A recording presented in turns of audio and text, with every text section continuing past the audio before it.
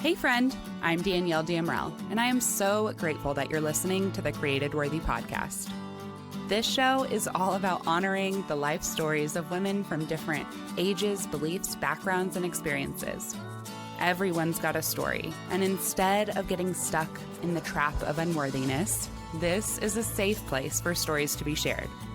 On this show, we chat about the transformative power of creative processing too, and how we can utilize our God-given creativity with intention to heal, grow, find joy, create simplicity in the midst of our chaotic lives. So pull up a seat at our table, because we are all created worthy.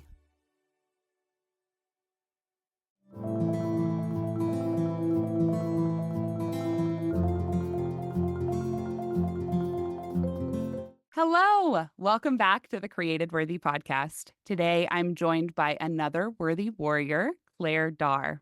Claire is a former corporate lawyer turned business executive coach who is dedicated to helping high-achieving professionals create lives filled with peace and purpose without sacrificing their 6- or 7-figure incomes. With a focus on inner work and balance, Claire offers practical, real-life solutions to help her clients build transformations that make life genuinely exciting. She empowers professionals who are ready to rediscover their passion for life and work, guiding them on a strategic, step-by-step journey from burnout to brilliance. As a mom to Lydia and Ava, and a wife to Brett of 13 years, Claire knows firsthand the importance of carving out your own path in life and career. She offers a variety of coaching services tailored for high achievers, from micro courses and group coaching to corporate wellness trainings, workshops, and private one-on-one sessions. Claire's coaching isn't a one-size-fits-all approach, though. It's about helping clients adopt habits, mindsets, and belief systems that fuel growth in every area of their lives. Claire, thank you so much for joining me on the Created Worthy podcast. I've been looking forward to this all year, and I can't wait for my listeners to hear even more about your real life story. Oh, thank you, Danielle. I am so excited to be here.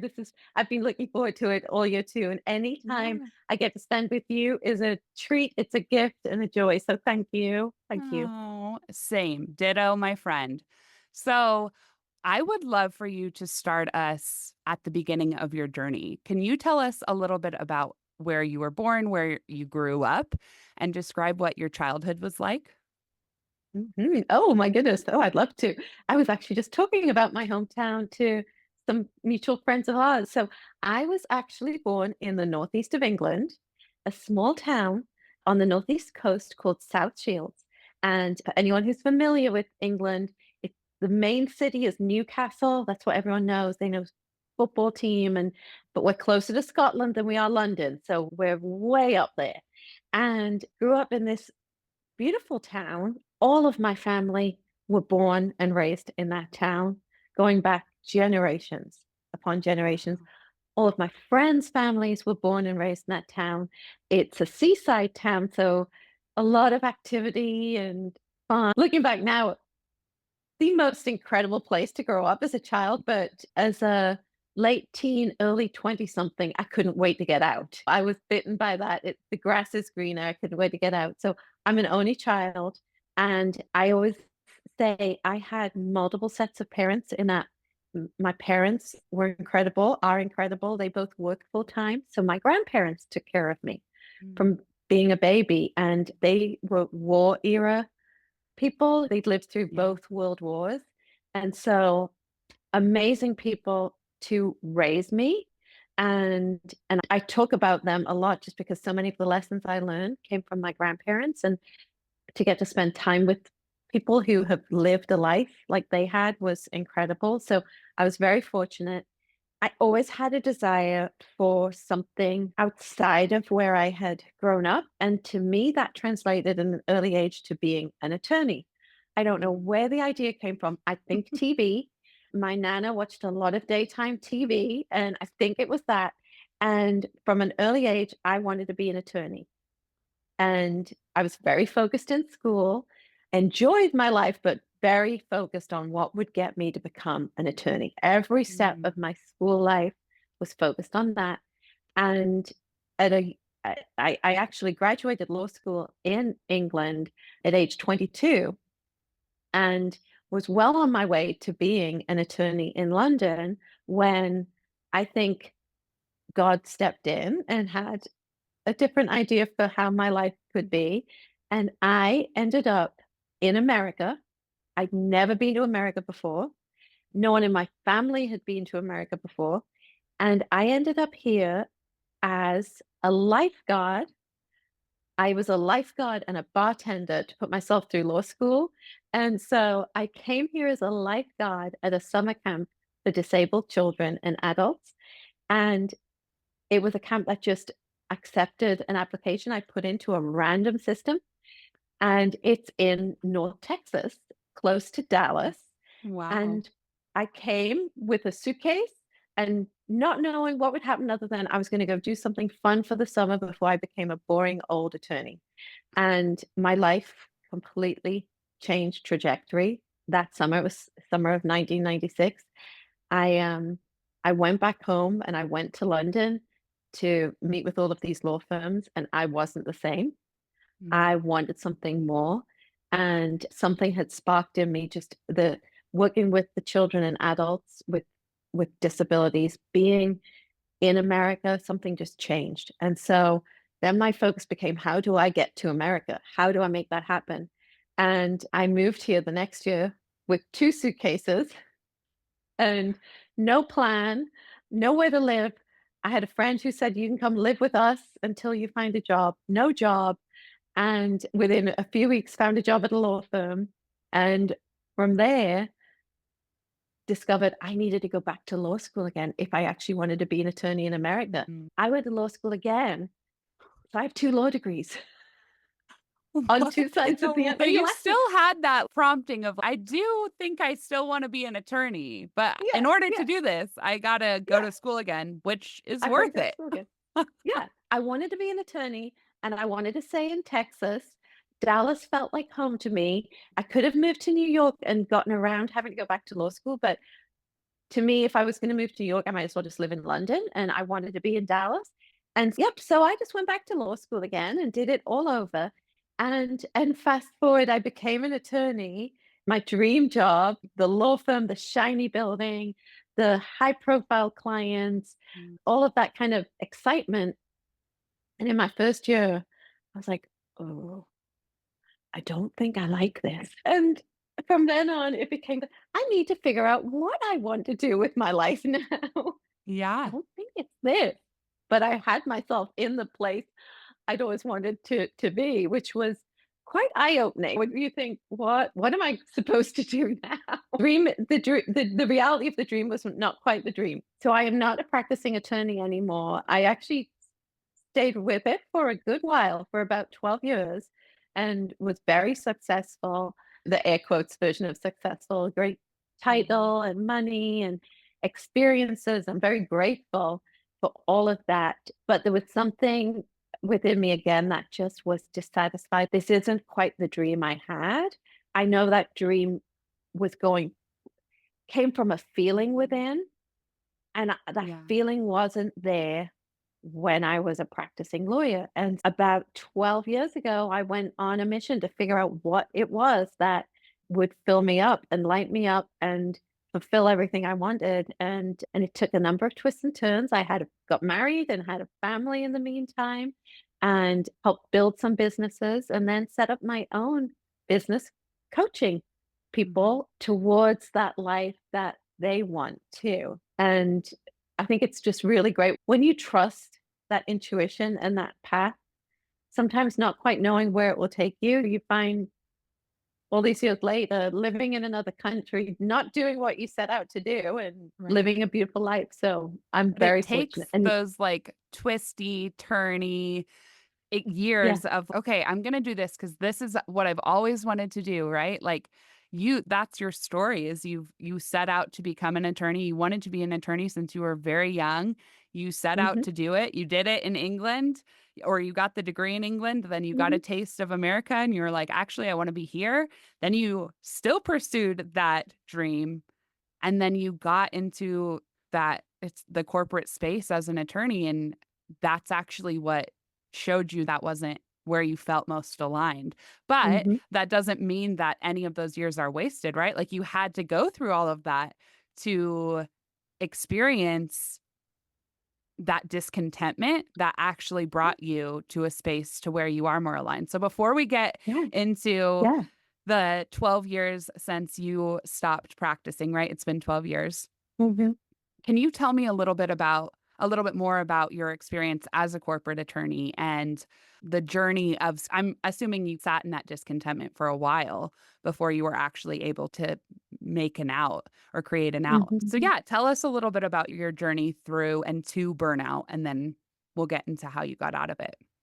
Yes, absolutely. So it's an interesting thing because law school an incredibly intense experience. And when you're there with other people all within that experience, it becomes part of you. It becomes part of your identity. And the world oohs and ahs at attorneys and it becomes part of who you are, right? And you identify with it. And so many of my dear friends are from that law school experience and that law firm experience because we bonded over really trying, intense, stressful experiences as young Yeah. people pushing. And so what I found was the personality traits I had, and I say had, they're still mine, but I've since learned they don't necessarily serve me to push and drive and sacrifice and keep going and not listen to myself, my body. Those personality traits served me well there. I really did well because I could just keep pushing and pushing. It's an environment where I think there are people who are truly called to be attorneys where it they wake up like teachers and other people who wake up and it's really part of them and they get such a vibrancy out of it and the liveness comes from Yeah. the practice of law and what they do. And then there are others who I think, like me, I fell into the category of I thought it would be interesting and fun and amazing, and it was. But what I had to sacrifice to become successful Mm. there and to maintain that success was not something that felt aligned. And Yeah. we didn't use those words back then. We just used kind of stress. You had job stress. But working incredibly long hours, I was able to do it at a young age when I didn't have a family and I didn't have any responsibility. I didn't even have a dog back then, you know. I was able to work all of those long hours arm in arm with people. Um, and then I looked forward to, okay, what when I have a family, what will my life look like? How do I get to what then I learned have it all? How can I have it all? And so, like you said, moving through experiences like that, they bring us to where we are and who we are. I really think of it as I got to experience that. I got to Mm. live that life, which had high highs and low lows and everything in between. And just because I decided that particular path wasn't for me, doesn't mean anything about it or the Right. people who choose to stay there. It just means that the future direction for me was to go in another on another path and pursue something else. And so I was in utter burnout. Something I realized at now that I didn't know then was I was in burnout. I didn't know I was in burnout. Mhm. And What and did that's part of burnout what look like for you? Like, how did that show up in your life, in your body, in your mind?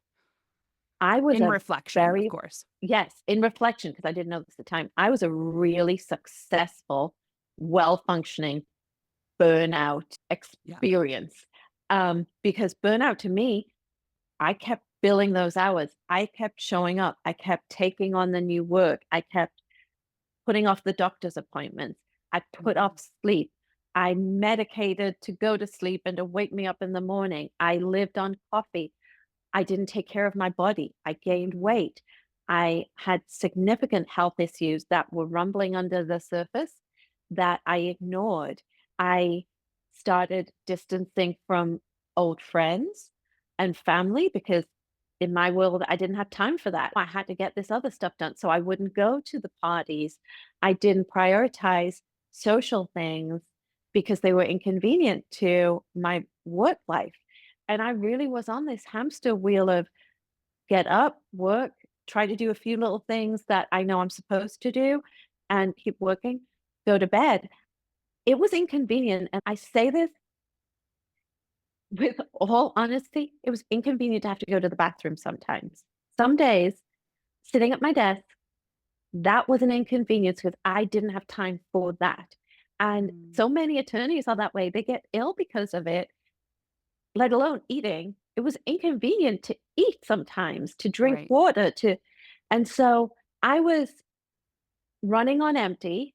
I was running on adrenaline and cortisol. I was in adrenal fatigue. I had serious health issues that still are with me. I've Mhm. not, and yet I showed up in 3-inch heels, a suit that was perfectly coordinated with a smile, with my act together, not letting anyone down. Mm, And it was all hidden under the surface. And so, what you say on reflection, that's one of the things that really it's always in my mind when I'm meeting with people and working with people, you might not know you're in burnout. These little things I've talked about, not prioritizing sleep and food and time with friends might seem insignificant, yeah. but they're part of what makes your life and they're vital. And so I feel like it's my mission now to help educate people just on what's available to them in a full life. They can Yeah. choose. But yes, it's funny to look back and think, I wasn't missing work, I wasn't missing meetings, but I also wasn't healthy Yeah. or So, happy. yeah. And like, how can you experience joy when your nervous system is so dysregulated and you're not even taking bathroom breaks? There's just constantly something on your mind that is, and especially I assume in the legal side of things, there's just always major problems to solve. And that's what you're trained to do is like problem Mhm, solve other people's mhm, lives. mhm, And it's a huge weight, I'm sure, to mhm. carry. Yeah, of course, naturally, you would be like, this isn't nearly as important as figuring out this problem, right? Have you ever heard of the term being an underproducer versus being an overproducer when you're in No. burnout or Okay. stress? Oh, got you. So explain to me what how you So it's understand it. actually a term that I learned from a Brene Brown book or training Uh-huh. or something. Uh-huh. And I can't remember exactly all the details. Yeah. I'll see if I can find the book and link it in the Yeah. show notes. Yeah. I believe it's maybe Rising Strong or Daring Okay. Greatly or one of those. But she talks about being an overproducer or being an underproducer when you're in Yeah. stress. Yeah. I'm an overproducer. It sounds like Yeah. you are an overproducer, right? And so that is like to the detriment of your health, your wellness, your Mhm. happiness, and how that is something that like we have to come to terms with, we have to come face to face with, and we have to recognize within ourselves that even though you're successful or you're checking off all of the tasks on your to-do list, that doesn't mean that you're actually successful. That doesn't mean that you're even healthy or okay, Mhm. right? Mhm. What is life if you're just navigating through a to-do list? That's no legacy. That's you only have this one life to live. So why would Yeah. you want to live it in this place of just, okay, next thing, you're not taking any time to slow down, to rest, to pause. And that's actually something that you said in your pre interview form. I ask Mhm. everyone, what is your primary creative processing method or methods? And you said three things that are all about slowing down. They all Mhm. are around this concept of slowing down. You said journaling, which you have to Yeah. slow down. You said becoming still, which Yeah. is literally another way of saying slowing down. And you said spending time outside, which you can't Yeah. really do unless you've got like a really crazy, awesome work situation, which some people do. Good for you. You can't really do when you're sitting at a desk. Mhm. And so I would love to have you talk to us about how you discovered that those were what it would take for you Yeah. to navigate out and through burnout so that this now in this phase of your life, like these are your go-to creative processing methods. These are the things that you do to get into flow state, to become creative, to experience life, to be more intentional with your family, and to live the true, real, aligned version of success. Mhm, So mhm, take us mhm. through that journey. A lot of trial and error, I think. A lot of trying something on and seeing how it sat with me and seeing if it was something that filled me up, lit me up, that I felt good about afterwards, that I felt like had a connection with, and being open and curious to everything that could help me further my health and being, my life, my family, my business, my everything. And knowing that I deserve to do it. I know your podcast is about worth and being worthy. It started really with me making a commitment and decision with myself to myself that I was worth it, that Mm, my life was worth it. And then how would I progress through to get to the place and feel into a place that I wanted and should be. And so I went on a long journey of self-discovery of trying everything from vision, mood boarding to yoga to Reiki. I've tried pretty much everything, sound healing, breath work, and so many of those modalities really truly help me. You can become a master at trying all the things and get overwhelmed by mhm. that and Yep. put all of the pressure on yourself to do that. And have I looked at becoming a yoga instructor? Of course I have, because that's how my brain works. When have I looked at becoming a breathwork instructor? Of course I have, because that's how my brain works. I Yeah. could do this. I could, but having the sense of self to sit back and think, I can't do it all. There are only so many hours in my day. In the time that I have given myself to prioritize my health and well being, and I carve out that time every day, I am worth that time. It comes before everything else on most days. Mm, Then what is it that will give me the biggest boost and vibrancy and connectivity to who I am and looking within? And so for me, I tried everything. Journaling really, every time I came back to it, and a lot of people don't journal. I talk to people about mm, journaling a lot. I didn't have a diary as a kid. I didn't have the little locked diary. But journaling to me, I took the pressure off, even if it's in a ratty notebook, that's okay, yeah. a piece of paper, wherever I can Doesn't just matter. get my thoughts out and process my thoughts and my emotions and really talk to me. Mhm. I found putting pen to paper really connects.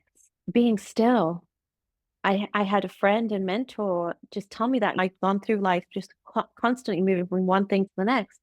And there is such power in just taking, especially in today's world where we are hyper connected and Mhm. constantly moving, just to give yourself that gift of 5 minutes of Mhm. nothing to do is the thoughts and ideas that maybe come to you during that time or come to you after are so valuable. And so I just encourage people to try on a lot of things. What works for me might not work for you. It's not a one size fits all. Try on the things. And when you find the thing that feels aligned with you and you experience a shift, then prioritize it, block it into your day, hold it sacred.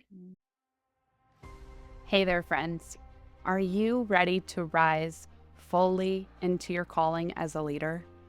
I want to introduce you to Heart Soul Strength, a ministry dedicated to equipping leaders like you to serve with purpose, resilience, and joy, fully aligned with God's will for your life and the people you have specifically been called to lead. Whether you are leading a company from your home while you're raising small kids, or you're the leader of a Fortune 500 company, I want to personally invite you to our first immersive event, the Rise Leadership Conference, happening November 12th through 14th, 2025, in Waco, Texas, at the stunning Deerfield Estates, just 10 minutes from downtown Waco. This will be a weekend of worship, actionable workshops, connections, networking, and fellowship with women who share the same anointing on their lives, but maybe at different levels. It's designed to recharge your heart, soul, and strength, and to empower you to lead with clarity and confidence. Tickets are now available at the lowest donation rate they will ever be, but only through the end of this year. So whether you're able to join us in person or simply just want to support the mission of Heart, Soul, Strength, where we are called to equip leaders, your donation makes a difference. And as a thank you, now through the end of the year, if you donate any amount, we will send you a little gift, a bookmark, a magnet, or a sticker to show you our gratitude. Visit heartsoulstrength.org to learn more, to donate, or to grab your ticket to rise. Let's rise into leadership the way that God intended, together. You are created worthy, and through Him, you have the heart, soul, and strength to make a kingdom impact in whatever role you're serving in. God's got you, and you got this.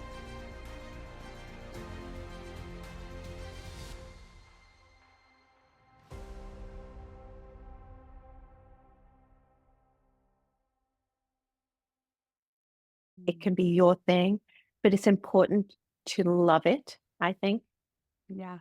A huge part of your story that we haven't touched on yet is your family. Mm, That was a big, it sounds like it was a big desire before it was ever even a thing, was to be able to have a life where you could prioritize being a mom or being a wife. So at what point did you meet your husband and start your motherhood journey? a lot later in life than most people do, and that worked just fine for me because I was on this Yeah. career path. So I was 30 when I met him. He's younger than I am. He's 7 I years younger love than me. that. I know. And we met in a bar on Valentine's Amazing. weekend. Amazing. And we've been together ever since. We've actually been together almost 20 years, and it'll Wow. be 20 years next year. And grew up in very different places, yet we have so much in common and we're very different. I think we're yin and yang in so many ways, and we have so much connectivity in a lot of ways. Yeah. And we didn't get married for 6 years. We dated. People thought I was crazy because I was 33 and 34 and 35 and I still wasn't married. I was just dating. Yeah. And but it was the right path for us. Like by the Right. time we got married, we knew like we're family. We're Yeah. in this. And so I had my daughters later in life just by virtue of the fact we hadn't gotten married yet because we were living a life. And that's what my life was supposed to be. And then when I had my first daughter, I was still working crazy hours as an attorney, and I was outsourcing my life at the Mm. time. I was paying other people to live my life for the first year of her life. I would run and make it to the one little thing for 15 minutes, hair on fire, worried about what I was letting, what balls I was dropping at the office and race back and race everywhere. And I was just constantly racing around, trying to be there for bedtime, trying to be there for mealtime. And I made the decision that um, you get, like you say, I have these signs on my wall. You have just one life. I have it right here. I look at it every day. Wow. Yeah. Um, and I wanted to be a parent that was present, but also be a great role model to a young girl of a, a woman can have dreams and goals and make money and do whatever she wants. And Yeah. so it was important for me to continue working as well, but to create a life that enabled me to be at everything I wanted and needed to be for my children and never miss a thing, but also live this vibrant business life as Yeah. well. And so I had my second daughter much later at age 42. And so now my goal is just to stay fit and healthy so that I can keep going, right? And I can be there for everything and be at everything in their life. So it's been a really beautiful journey, and at every twist and turn it happened the way it was supposed to. I just Mhm. didn't know that back then. Yeah. It didn't feel like it at the time, I'm sure. No, Never no. does. No, and particularly people have opinions, right? The older you get and you're still not married and you haven't had Mhm. children, everyone has an opinion. Whatever you do, someone will have an opinion about it. So Real quick on that note, I think it would be really powerful for you to just encourage maybe a woman who's listening who is maybe in her 30s, has a desire to have a family, 30s, 40s, at however old, age is but a number, truly, in my opinion, but is navigating those voices, those outside voices, and is feeling discouraged right now. What advice would you have for a woman in your shoes when you were back then it or when you were living back it then?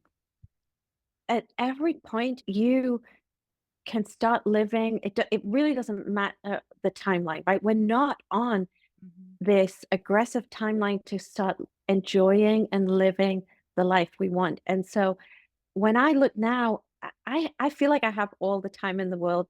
It really I didn't waste time in not getting married and not having children. It happened the way it was supposed to for me. And now when I look back, every part of it was supposed to turn out like that. And if I dated and met some other guy and married him at an earlier age or forced it or pushed it, I wouldn't have my two girls. And they were the two Mm, children I was supposed to have. And there's been so much life and so much fun and experiences that we've gotten to live since then. And I also got to live this whole other life before them too. And mhm, it's don't give up on whatever the vision is you have for your life. Do not give up on it. If it's yours, hold it close. I talk to my clients all the time about dreaming big. Keep those dreams. If it's right for you, it's right for you. People will have opinions and you can say thank you so much and keep your true sense of self and where you know your life is going and don't lose heart. It can happen at any point. I know people in their 40s and 50s who've gotten married and had children and had families or gotten married and gone into a different kind of family mhm. situation. Um, there is no time wasted. You have so much time. You have more time than you think you do. I really think if we could all just take a step back and know that, we would go easier on ourselves. Yeah. And allow those other voices to just be opinions, right? They're just Mm, opinions. They're not your truth. We don't have it's not your truth until you've received that as truth and made it your yeah, own truth, right? But if you that's know what exactly your right. truth is and you can hold that close, then like you said, you can say thank you or you can say F off, whatever your Right. style is. And you can just hold closely that truth of what your vision is, what your dreams are. And I just love that Mhm, you just have mhm, such a great testimony of that and now being able to prioritize motherhood. What did you first do when you left the corporate world? You at some point decided, okay, I'm not going to outsource motherhood. I'm going to be my mom or I'm going to be the mom to my girls mhm, and I'm going to prioritize what they're doing so I can be there. How did you do that and what did you do? mhm. So I decided that I could have it all and I deserved to have it all. It was that simple. I think a lot of people will make a decision like, how could I possibly have it all? What does having it all mean? You can't have it all. I decided I was going to have my version of it all. Mm. And I sat down with a blank piece of paper in that shiny office where I was working 16, 17-hour days, a blank piece of paper. And I thought, if I could have it all, what would it look like? What would it look like? And I threw everything down there of what was in my heart, my dreams, the things that I was scared that people were going to read and think I was crazy. Didn't matter. It went down there. Everything. And ultimately, I kept coming back to I want it all. I want to be at all of the things for my family.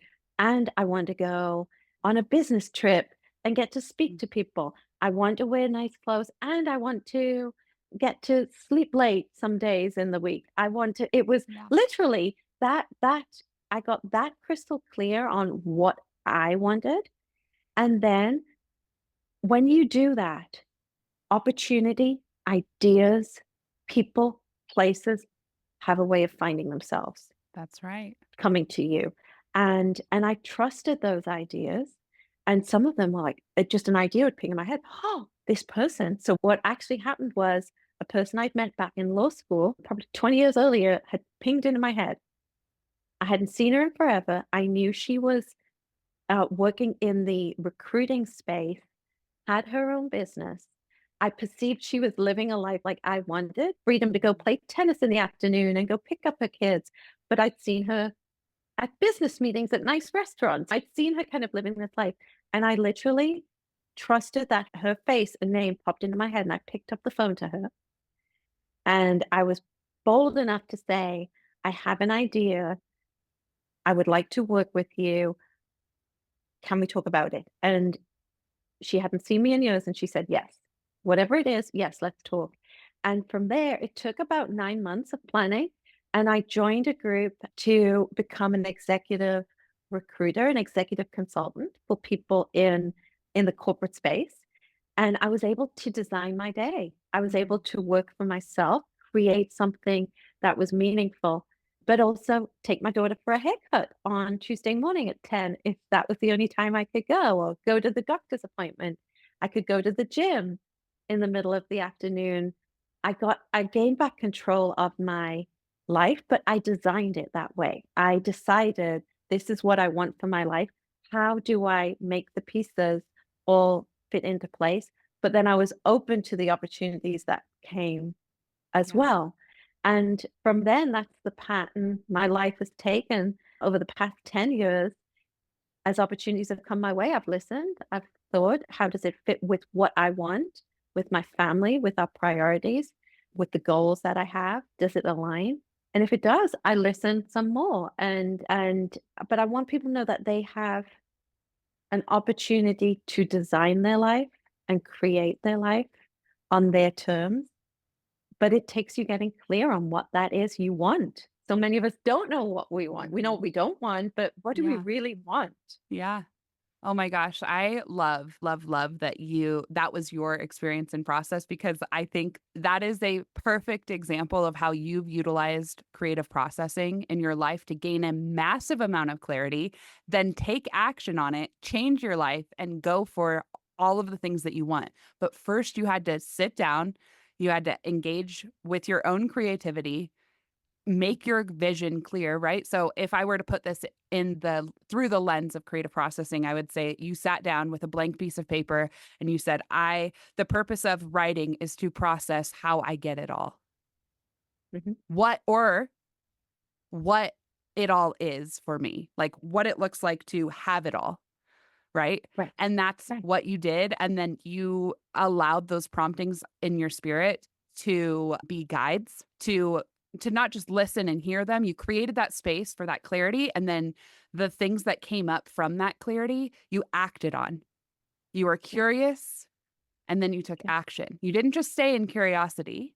You actually right. used your curiosity to prompt action. And that's where life really changes, right? Yeah, Making those yeah, decisions to change, making those yeah, decisions to have an impact in a different way. The yeah. impact that you made on all of your clients as an attorney is lasting. And that's something that we will forever honor in your Mhm. story. The curiosity and drive that you had to go to law school 2 times and that ability to learn in that super structured and high pressure way, I'm sure has served you so well throughout your life in ways that, like, we might not even be able to put into words, but it's helped to Mhm. form you as a mom, as a leader, as a now a coach, as a wife. Yeah, And you've learned to take these qualities that were previously something that was harmful or caused harm in a yeah, yeah. season, but and actually use them to bring you clarity and peace and joy. And that's to me just points to the power of engaging with your creativity. Would you call yourself, especially like 10 years ago, would you have said I'm a creative? Oh, No. no, I didn't not think at so. all. Not at all. No, I was in a box. I was black or white, and I was in a box, and I followed a checklist. But it was when you pushed yourself to engage with your own creativity that you were able to connect with what you were ultimately longing for. And that's the power Yeah, of creative processing. That's yeah, why it's so important to me to have a platform like this where you're just able to tell your story because A lot of times it happens just like how it is right now, where it's I just sit back and I just let you tell your story, and Yeah, then yeah, I'll just show you where creativity has shown up throughout it. And that's what's caused you to get to the place where you are now. And right, we're not exempt from challenges when you've done the thing that to change your yeah, life, right? There's still going to be hard things that you're navigating through. Unfortunately, that's just a part of life. But now you at least have tools and the experience to lean back on and say, I've overcome this. And so now I can carry these tools, the breath work or whatever the things are that work for you in your self-discovery journey that you've pursued, right? Use those to navigate through the challenges going forward. So I'm just so mhm, encouraged by you and all that you do. And I mhm. love you to pieces. Every time I talk to Oh, you, I'm like, oh my gosh, mutual. Claire. Oh, I just feel so It's mutual. encouraged personally. So yeah, thank you so much for It's all of that.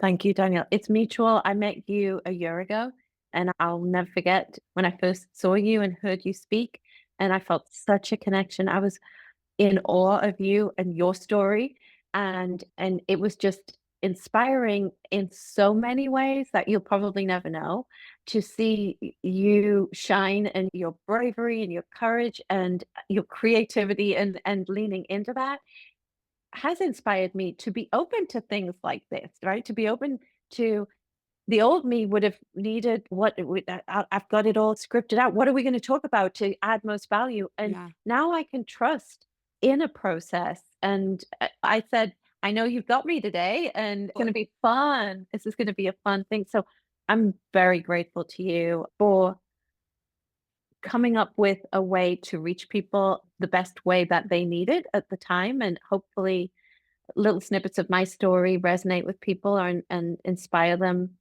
I to have no doubt. I am thank inspired. you. Like, I am Oh, thank you. inspired by just carving out this space to dive a little bit deeper into your story. Of course, we worked earlier this year on the book. Mhm, So, for mhm. the listeners who haven't heard yet, Claire is part of a best-selling book called Impact All Out, a collaborative book with the Elevate 360 Mastermind. And in there, we did a question and answer format for impact. Really telling their life stories through the lens of impact. Who has impacted you? What is impact to you? And all of those different things. And just in that interview that we did, which is also a podcast as well. So I'll link all of that in the show notes Yeah. because if you, I, every time that we talk, it's like just magic. It just is so inspiring and the way that you are just transparent about the journey that you've walked through, it has brought so much clarity to my life. It has inspired me to continue doing the work that I do. And so I just thank you. Thank you for saying that. Cool. It's like the Mm, highest compliment to be told that, like, through my story, you felt connected. Cause that's a core belief for me is that it's our life stories that are the most powerful tool of connection that we have. And sometimes we just don't have the opportunity to share those in a setting that feels safe and in a setting mhm, that feels like they can be honored and protected. And that's been my main goal with Created Worthy is to just create a space where people know that they innately, whatever you've gone through, whatever you've navigated through, there's no story too big or too bad or too good or whatever. We are all created worthy. And yeah, I'm just so grateful for you. Before we close oh, out, thank though, you. I Yeah. want you to tell us what is coming up next in your life and business. What's going on? How can we connect with you and support you? All of the good things. Oh, thank you, thank you, thank you. I continue to just love working with people and helping them transform their lives in the way they are supposed to have the transformation occur. So be that health, well-being, personal, career. I want to inspire everyone to claim I get to have it all. And if I get to be part of that journey, it's the best thing. It's the best thing I could have ever hoped for. And so I work with people one to one in coaching. I've just recently launched because a lot of the people I work with are very busy and can't necessarily commit to week upon week of spending Mhm. time for themselves. So I've recently launched what I call a VIP immersive experience. I get to work with you for 3 hours and we really dive in and figure out what you want from life and come up with, to your point, action steps. Yeah. Because I think you can talk about it, think about it, write about it, journal about it, but it is so important that you get in action while that's flowing. And so I'm excited to start doing that with people. And I'm already seeing people get amazing results quickly that are long standing as they go on throughout their journey. And so you can work with me in many formats. I also have some courses available to people. Exhausted to Energized is my baby. It's Yeah. the journey I went on, going from being exhausted and not knowing how to pull myself out of it to living an energized, vibrant life. And I tell people I went on this very windy path. You can have exactly the path I took that worked in your hands and get the results faster. You don't have to take 10 years to do it. Yeah. Learn from Um, me, which is Learn from ah, me. Yes, that's what yes, we're called yes. to do is That's share our right. experiences so that we can help others along the journey so they don't have to hit as many or at least That- the same roadblocks. Because a lot of our That's right. experiences in these from burnout to energized or from what Yes. did you call it? Exhausted to energized. Exhausted. I Mhm. love that. Um, are so similar. They really are. They Oh my really are. gosh. And so, yeah, so how I always say to people, there is a way to work with me or talk to me that fits you. I've created it that way because I got to create it, right? I Yeah. got to create it to be a way that was accessible to people. And so I'm just always open to conversations with people to see if working with me and being in my world will help you and further you and elevate your life. And there is going to be a podcast coming. There is a podcast There coming. I is. declared it. I Yes. declared it. I declared it. And watch out, watch this space for that. Yes. And I'm inspired by you just to share stories as well and connect with people and give them something to take away from it. So there's a lot to come. A lot to So come. many things. And we're going to have all of the links in the show notes. So for her courses, for how to work with her one on one, for where to follow her on social media, all of that is going to be in the show notes. And who knows, by the time this episode airs, maybe her podcast will be out. Let's speak that into existence. Yeah. I think you There you can totally go. do it. I'm on it. Well, Let's do it. Let's get you in got action. it. I have no doubt. Like you're gonna do it. Thank you. I Thank know you. it. It's happening. Watch out. Yeah. Claire Darr. Okay. She's doing a podcast. Yes, Danielle. Of course. Claire, I am just so honored that you've shared your life story with us here today. Your journey of courage and transformation is an inspiration to everyone listening. By stepping into your purpose, you show others that they too can find fulfillment beyond their wildest dreams. Your resilience and passion light the path for others to create lives filled with meaning and peace. Thank you for trusting me with your story and for reminding all of us that true success starts from within. You, Claire, are created worthy. Hi. Thanks for listening to my story on the Created Worthy podcast. My hope for you is that I've inspired you to have hope in someone. You have a light inside you, and you were put here for a purpose. Your only job is to remember what that is and live that life fully. You've got this.